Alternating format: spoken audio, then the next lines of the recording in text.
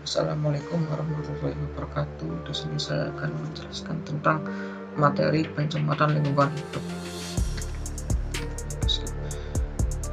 Definisi secara umum adalah pencemaran lingkungan hidup adalah masuk atau dimasuknya makhluk hidup, zat, energi, atau komponen lain ke dalam lingkungan atau berubahnya tatanan lingkungan akibat kegiatan manusia atau proses alam, sehingga kualitas lingkungan turun sampai ke tingkat tertentu yang menyebabkan lingkungan menjadi kurang atau tidak dapat berfungsi lagi sesuai peruntukannya. Sedangkan menurut para ahli, pencemaran lingkungan hidup menurut Santos adalah sebagai kontaminasi habitat, permanfaatan sumber daya alam yang tidak dapat terurai, sehingga penggunaan sumber daya alam yang melebihi kapasitas atau alam untuk memulihkan dirinya sendiri dapat mengakibatkan pencemaran lingkungan. Kondisi lingkungan tercemar ada 3. Yang pertama, pencemaran tanah. Pencemaran tanah dapat terjadi apabila terjadi perubahan lingkungan alami tanah, misalnya karena terpapar limbah, bahan kimia, pestisida, berbagai jenis sampah, dan kontaminasi polutan lainnya. Ini ada gambarnya, contohnya seperti ini.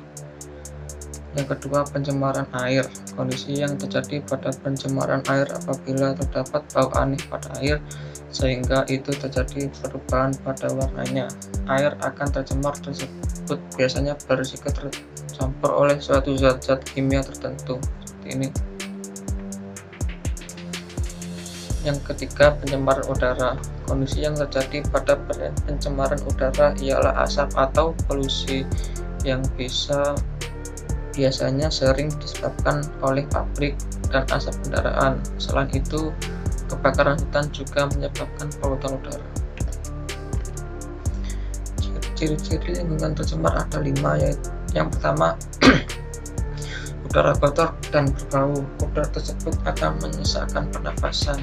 Yang kedua, tidak tersedianya tempat sampah. Sampah menumpuk dan berserakan di mana-mana. Tentu saja hal ini akan merusak pemandangan lingkungan sekitar. Sampah yang menumpuk akan menimbulkan bau yang tidak sedap. Yang ketiga, tidak ada saluran air. Meskipun ada, tetapi keadaannya kotor. Terdapat sampah yang menyumbat saluran air, akibatnya aliran air tidak lancar. Yang keempat, tidak terdapat tumbuhan sehingga terlihat gersang. Kalaupun ada, tetapi tidak terpelihara, misalnya terdapat rumput liar. Yang kelima, terdapat banyak hewan liar yang kelihatannya kotor. Dampak lingkungan tercemar ada 5, yaitu yang pertama, tergantung keseimbangan lingkungan. Yang kedua, berkurangnya kesuburan tanah. Yang ketiga, meledaknya pertumbuhan hama. Yang keempat, menyebabkan terjadinya lubang ozon. Yang kelima, punahnya spesies. Sumber-sumber pencemaran. Sumber-sumber pencemaran air ada 2. Yang pertama, sumber langsung pencemaran yang berasal dari sumber tertentu, contoh pabrik, sistem buangan, sumber minyak. Yang kedua, sumber tak langsung seperti pencemaran yang berasal dari penyebaran sumber yang tidak jelas, contoh air dari jalan, kegiatan pertanian. Yang kedua, sumber pencemaran tanah. Yang pertama, polutan alami. Proses alami dalam menyebabkan akumulasi bahan kimia beracun di dalam tanah. Jenis kontaminasi ini hanya tercatat dalam beberapa kasus, seperti akumulasi tingkat perklorat yang lebih tinggi di tanah gurun Atacama di Chile. Ini sejenis akumulasi yang murni terjadi karena proses alami di lingkungan gersang. Yang kedua, polutan yang dihasilkan oleh manusia. Kontaminan buatan manusia adalah penyebab utama polusi tanah. Ia terdiri dari berbagai macam kontaminan atau bahan kimia, baik organik maupun anorganik.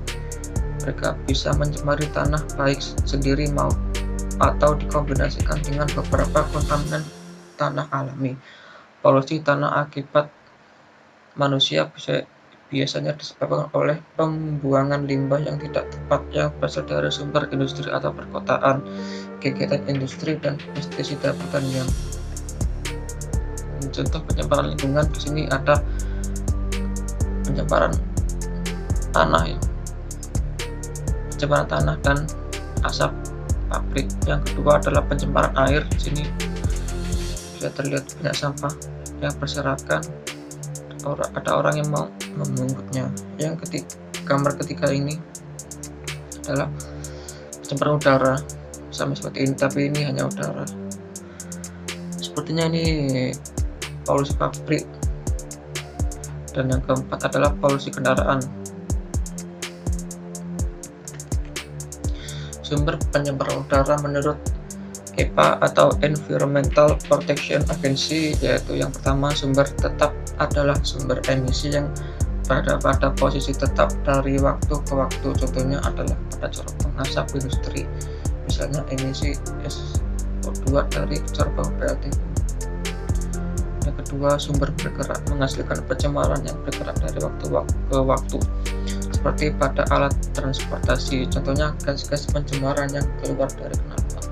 Yang ketiga, sumber alamiah, contoh adanya letusan gunung berapi yang meniup debu dari tanah.